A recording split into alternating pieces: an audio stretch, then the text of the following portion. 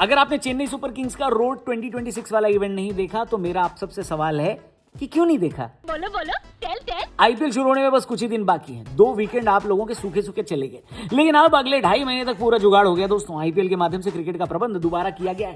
वैसे भी क्रिकेट भाई चलते रहना चाहिए इस देश में। वर्ल्ड कप के बाद जब से क्रिकेट नहीं चल रहा था, मुझे देश दुनिया की अर्थव्यवस्था की चिंता हो गई थी, लेकिन अब आईपीएल वापस आ गया है तो ये चिंता वापस इस बात में बदल गई है कि इतनी सारी इंजरी के बावजूद आईपीएल टीमें अपनी प्लेइंग 11 कैसे बनाएंगी। खैर, हम सीएसके के रोड 2026 इवेंट को डिस्कस कर रहे थे और यहां पर धोनी फैंस को मजा आ गया, क्योंकि एक फेमस तमिल सिंगर ने धोनी को कहा कि आपसे एक बार रिटायरमेंट का पूछा गया था, आपने डेफिनेटली नॉट बोल दिया था। हम चाहते हैं कि डेफिनेटली नॉट आप जिंदगी भर बोले। धोनी ने कहा कि मैं तब तक खेलूंगा जब तक फिटनेस है। सिंगर ने कहा फिटनेस तो 60 साल तक रह सकती है। धोनी ने कहा वो भी ट्राई करेंगे। यानी अभी भी धोनी का रिटायर होने का प्लान तो है नहीं।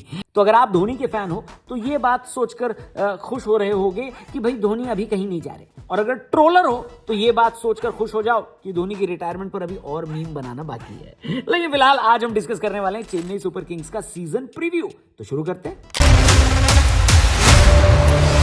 पॉइंट नंबर 1, चेन्नई का मास्टर स्ट्रोक। जब चेन्नई ने रविंद्र जडेजा के बदले में संजू को ट्रेड करके अपनी टीम में लिया था तो चेन्नई के फैंस इतने नाराज थे कि कुछ की आंखों में तो आंसू आ गए थे कि भाई हमने रविंद्र जडेजा को हिम्मत कैसे हुई किसी दूसरी टीम को देने की। लेकिन क्रिकेट से ज्यादा ये एक इमोशनल डिसीजन था।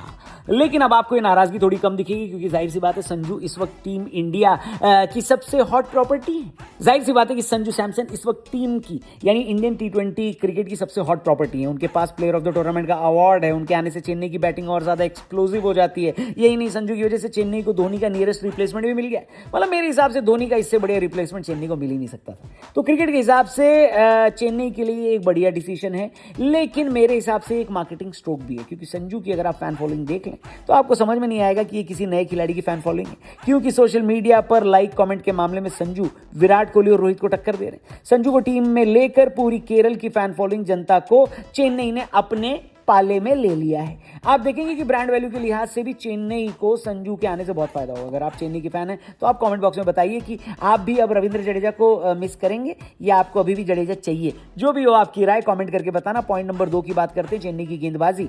जी हाँ, चेन्नई की बॉलिंग पिछले साल से तो चलो शुक्र है बेहतर है, लेकिन रिसेंटली उनके death bowling specialist Nathan Ellis injured होकर आईपीएल से बाहर हो गए हैं। मेरे हिसाब से ये चेन्नई के चांस पर एक बहुत बड़ा डेंट है, क्योंकि अच्छी बल्लेबाजी तो इस टूर्नामेंट में सभी के पास है। अगर कोई टीम ट्रॉफी जीतेगी तो अपनी बेहतर गेंदबाजी की वजह से जीतेगी, और चेन्नई की बॉलिंग अभी भी बाकी टीमों के मुकाबले थोड़ी सी वीक मालूम पड़ रही है, कमजोर दिख रही है।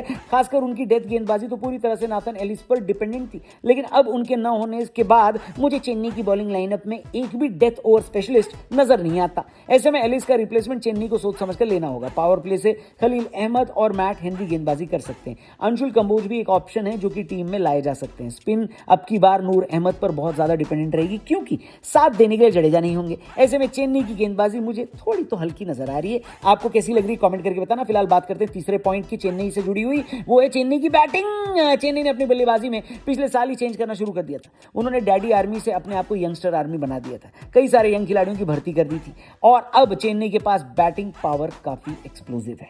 आप खुद ही देख लीजिए, अगर ओपनिंग आयुष मात्रे और संजू से करवाई जाए तो तीसरे नंबर पर ऋतुराज गायकवाड़ होंगे, चौथे पर डिवाल्ड ब्रेविस, पांचवें पर शिवम दुबे, छठे सातवें पर प्रशांत वीर और कार्तिक शर्मा, जिनको 14 करोड़ में खरीदा गया है, वो लोग भी हो सकते हैं, और 8वें नंबर पर महेंद्र सिंह धोनी होंगे। ये बैटिंग लाइनअप इतनी पावर पैक्ड है कि इसमें सरफराज खान, जो कि अच्छे फॉर्म में है, उनको भी जगह नहीं मिल रही है। तो पिछली बार चेन्नई की टीम जिसके लिए प्रॉब्लम पता है क्या थी, किसको खिलाया जाए।